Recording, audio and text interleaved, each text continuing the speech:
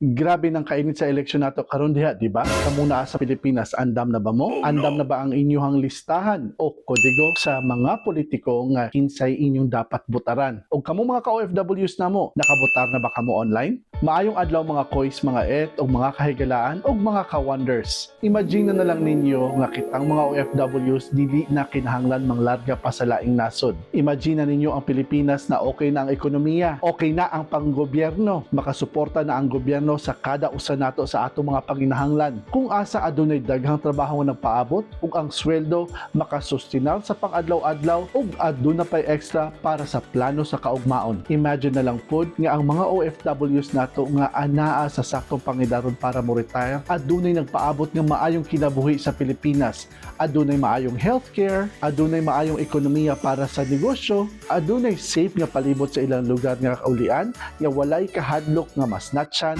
makawatan, worst pabiktima sa adik, nga kwarta lang ang kuwaon para lang makasuyop na pod. Ug kung ikaw anak or igsuon sa OFW, imagine na lang ninyo, di na kinahanglan mularga pa ang inyong mahal sa kinabuhi para lang mo suporta sa inyong pag-eskwela o sa imong panginahanglan. Anaa sila kanunay unta sa imong kiliran kung kanus-an nimo sila gikinahanglan, especially sa imong victorious moments o sa mga moments nga gikinahanglan nimo sila. Og imagine, instead nga manglarga ang mga Pilipino para manarbaho sa laing nasod, malayo sa pamilya, anaara sa ilang dakbayan manarbaho. Kada uli, ana ang pamilya, ana ang anak, ana ang mga parents, anaa ang mga amigo o amiga.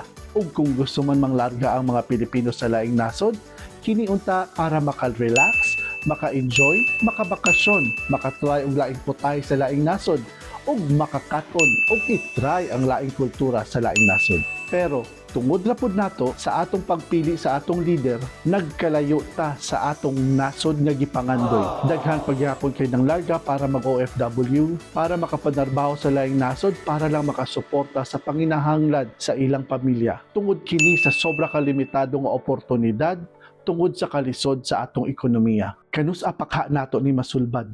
Kanus apakaha? Mao sa umaabot nga piniliay o eleksyon, so tao nato kung kinsay dapat nato palingkuron sa posisyon, sa dakbayan man o sa nasudnon. Sigurua nga adunay maayo o klaro nga plataporma ang inyong pilion nga kandidato. Og kung ningdagan man kini og balik para sa lain pang termino, tan-awa kung okay ba ang nabuhat niya sa current administration og iya bang gibuhat ang plataporma nga iyahang gipromise kaniadto. Og sutaa pag-ayo kung kining kandidatuha aduna bay lig-on nga baruganan og wala mahaylo or dili mahaylo sa pagkasikat o dili mahaylo sa hugpong nga puro kwarta lang ang giistoryahan. Busa ayaw ninyo usiki ang inyong pagbotar kay kausa ra kita mo botar sa kada eleksyon ug kini ang atong kaugmaon. Botari ang kandidato nga maka-Pilipino.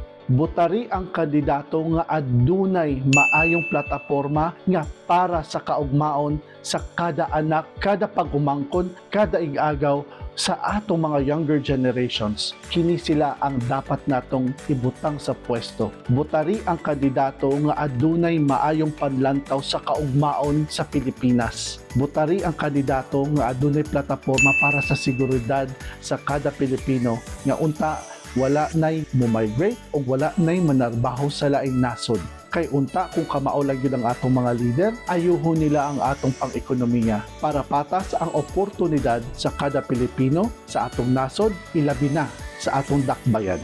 Hinumdumi, usara ang imong butar. Kini ang inyong Kuya Chakoy, nagpahinumdum kaninyo.